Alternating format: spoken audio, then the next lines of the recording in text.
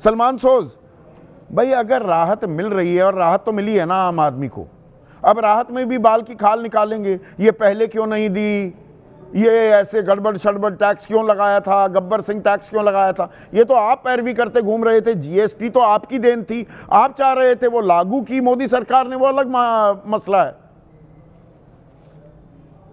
नहीं, जो जीएसटी तो हम बहुत पहले से कह रहे थे कि जीएसटी होना चाहिए, लेकिन जो हमारा आइडिया था जीएसटी का वो टोटली डिफरेंट था। इन्होंने जो कॉम्प्लिकेटेड जीएसटी बनाया वो आपके सामने है।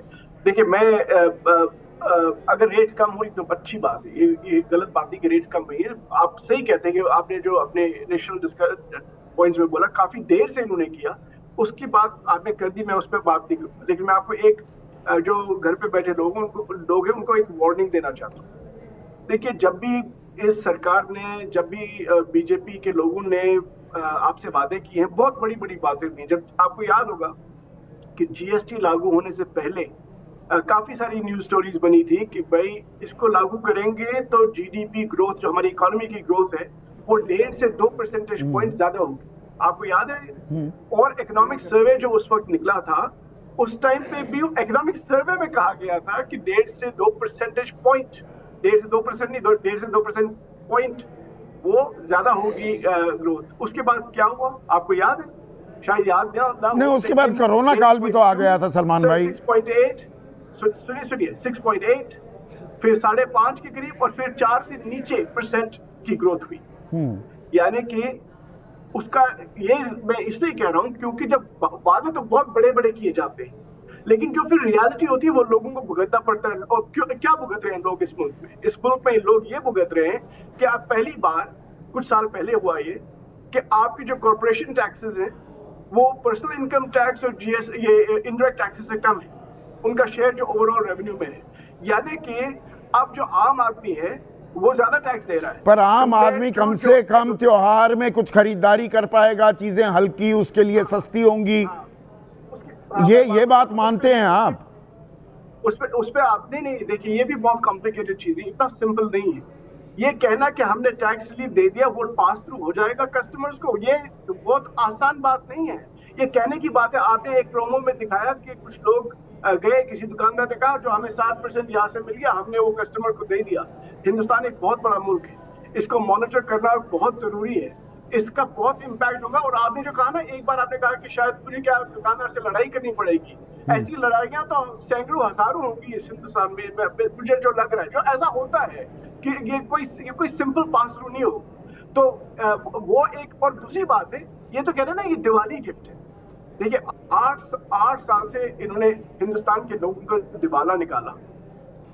66% जो आपकी जीएसटी कलेक्शन है वो 50% से आ रही है। सो 8 साल दिवाला निकालने के बाद अब 9वें साल कहते हैं हम दिवाली का गिफ्ट देंगे, ये बहुत शर्म की बात है। नहीं, इससे महंगाई कम होगी कि नहीं होगी सलमान? क्योंकि महंगाई, देखिए मैंने इसीलिए सवाल पूछा था राजेश से, महंगाई में सबसे बड़ा पुट तो तेल का होता है, ईंधन का। जीएसटी में पेट्रोल और डीजल क्यों नहीं लाया जाता? वहां पर असल जो बचत होगी आम आदमी को, सबसे बड़ी राहत तो वहां से मिलेगी।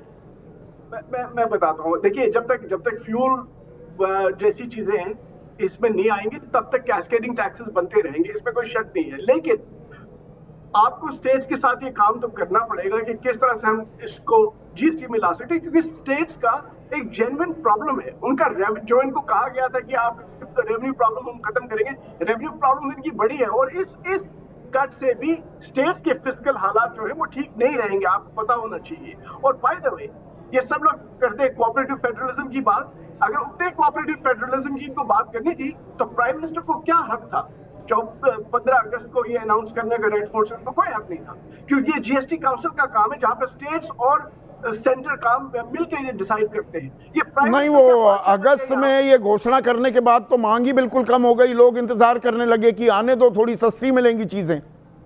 इसीलिए तो मैं कहता हूं कि इनको अनाउंसमेंट करने का बहुत शौक होता है, लेकिन सोचते नहीं उसका इम्पैक्ट क्या होगा, डिमोनेटाइजेशन कर देंगे। तो आप ये कह रहे हैं प्लेइंग टू द गैलरी भी हो रहा है क्या? माधव आनंद, क्योंकि आप कॉर्पोरेट जगत से भी जुड़े रहे हैं, ये आम आदमी को फायदा दिया जा रहा है, चुनाव से पहले एक विमर्श, एक नैरेटिव क्रिएट किया जा रहा है। 8 साल तो जेब हमारी खाली कर दी, अब बताया जा रहा है मीठा करेंगे मुंह।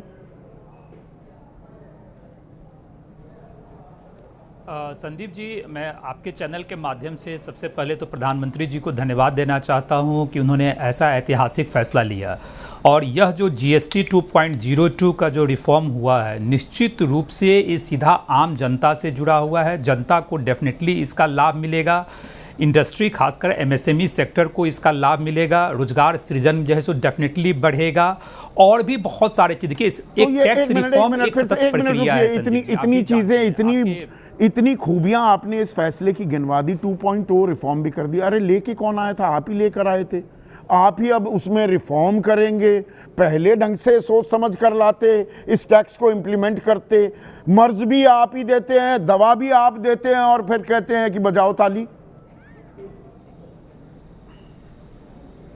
संदीप जी, मैंने पहले ही कहा कि जो टैक्स रिफॉर्म एक सतत प्रक्रिया है और यह प्रक्रिया लगातार जारी रहता है। किसी की भी सरकार होती है, किसी भी दल की सरकार होती है, tax reform time to time होता रहा है। और आदरणीय प्रधानमंत्री जी ने यह जो निर्णय लिया, ये एक सराहनीय कदम है। आप विपक्ष के चश्मे से अगर इस चीज को देखेंगे तो विपक्ष कभी इसका समर्थन नहीं करेगा। मेरे पास अपना चश्मा है और अपने चश्मा खरीदने के लिए ठीक ठाक पैसे भी कमा लेता हूँ बिना किसी से लिए। नहीं, मैं बता रहा हूं। हाँ। मैं बता रहा हूं संदीप जी। और आपने कहा कि 8 साल तक सरकार ने इतना पैसा कमाया। क्या सरकार ने पैसा कमाया तो देश में विकास नहीं हुआ? देश आज निरंतर कहां आगे बढ़ रहा है। लगातार नई योजनाएं आ रही है इंफ्रास्ट्रक्चर डेवलपमेंट के लिए। हर राज्य में कितना काम हो रहा है। बिल्कुल मानता हूं कि विकास किया। विकास भी एहसान के नाम पर करते हैं क्या? कि आपको जी 5 किलो अनाज देते हैं, फलाना मकान बनाते हैं। बताते तो ऐसे हैं जैसे अपनी जेब से दे रहे हो, हमसे ही लेते हो ना। माधव आनंद, अच्छा किया आपने ये बात मान ली। देखिए इंफ्रास्ट्रक्चर डेवलपमेंट की बात मैं कह रहा हूं। जब इंफ्रास्ट्रक्चर डेवलपमेंट कहां से होगा? हमसे ही पैसे लेते हैं ना। होगा। और उसमें भी गरीब का योगदान 64%। निश्चित रूप से कोई भी सरकार जैसे हो, तो गरीब को मार रहे थे 8 साल तक। जो है हम जनता से ही पैसा लेती है। और नहीं, जनता के गरीब को जो सुविधा देनी चाहिए थी वो सरकार दे रही है। टाइम टू टाइम उसको रिव्यू करती है। जहां आपने अनाज की बात की, अनाज की आवश्यकता है तो सरकार दे रही है। हमको लगता है इसको पॉजिटिव तरीके से देखने की आवश्यकता है। आगे एक कदम आगे चले गए माधव भाई, आप एक कदम आगे चले गए। जीएसटी में 100 रुपए अगर सरकार कमा रही थी राजस्व के तौर पर, 64 रुपए तो गरीब आदमी दे रहा था, 3 रुपए सिर्फ अमीर आदमी दे रहा था। यह कैसा टैक्स था भाई? या है इसमें आपको थोड़ा सा अजीबोगरीब नहीं लगा? अमीर जो लोग हैं वो सिर्फ 3% योगदान, गरीब से 64 रुपए ले लिए 100 में से। संदीप जी, देश के प्रगति में हर व्यक्ति का योगदान है, चाहे वो बड़े इंडस्ट्रियलिस्ट हो या सामान्य व्यक्ति हो। हर व्यक्ति का योगदान है। यह भारत किसी एक व्यक्ति का नहीं है, 140 करोड़ आबादी का भारत है। और मैं हमेशा से कहते आया हूं, कोई भी सरकार हो, चाहे अभी एनडीए की सरकार हो या पूर्व में यूपीए की सरकार थी, हर सरकार जो टैक्स कलेक्ट करती है उसी से डेवलपमेंट का काम होता है। हाँ, एक बात मैं आपके बात से जरूर सहमत हूं। मैं जो राजनीति से ऊपर उठ के कहना चाहता हूं, पेट्रोलियम प्रोडक्ट्स को जीएसटी के दायरे में लाने की आवश्यकता है। मैं इस बात को हमेशा से आपके चैनल पे, आपके शो में कई बार मैंने कहा है कि टैक्स वहां होना चाहिए, वो टैक्स होना चाहिए। पर एक और चीज समझाइए, क्योंकि आप आंकड़े बिल्कुल आ रही है आपको, आप आंकड़े भी समझते हैं माधव। अब 47,700 करोड़ रुपए का राजस्व में कमी आएगी।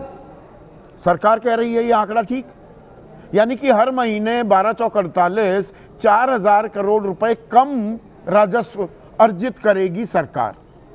2 लाख करोड़ इस वित्तीय वर्ष में माहवार पैसे कमाए जा रहे हैं। 2 लाख करोड़ ले रहे थे टैक्स में, 1,96,000 करोड़ अब भी ले लोगे। बता ऐसे रहे हो कि पता नहीं क्या बांट दिया, ऐसा क्या खजाना खोल दिया। आम आदमी की तो बल्ले बल्ले आ गई। 4,000 करोड़ 140 करोड़ के देश में एक महीने में। संदीप जी, मैं आंकड़ों में नहीं जाना चाहता हूं। नहीं जाने की तो जरूरत है ना, आंकड़े में ही जाकर कहानी, टैक्स किया है आंकड़ों में जाकर ही कहानी समझ में आती है। नहीं, सरकार का नहीं, मैं बताता हूं। सरकार का रेवेन्यू कम होगा, लेकिन जब मांग बढ़ेगी, जब खपत बढ़ेगी तो बाजार में रौनकता भी आएगी। जब रौनकता आएगी तो निश्चित रूप से जो है सरकार 4,000 करोड़ तो आजकल 2 कार्यक्रम में वही मैं कह बिहार रहा में हूं कि देखिए एक सतत- चुनावी बड़े कार्यक्रम में ही 1,000-2,000 करोड़ तो खर्च हो जाते हैं ना। गलत तो नहीं कह रहा मैं। संदीप जी आपके बातों से, आपके डेटा से मैं कहीं भी डिनाई नहीं कर रहा हूं। हाँ। टैक्स रिफॉर्म एक सतत प्रक्रिया है, हम लोगों को इसका स्वागत करना चाहिए और भी सुधार की आवश्यकता है। मैं तो बोला है, मैं पॉलिटिक्स से ऊपर उठ ये के बोल आपकी रहा हूं बात- कि पेट्रोलियम प्रोडक्ट्स को जीएसटी के दायरे में आपने जिस नहीं दिन नहीं ले बिल्कुल आइएगा, आपकी तार्किक, महंगाई कम हो जाएगी। नहीं आपकी तार्किक महंगाई कम हो बात कर रहे जाएगी। हैं आप माधव, ये बात बिल्कुल आपकी जायज है। I will give the credit where it is due.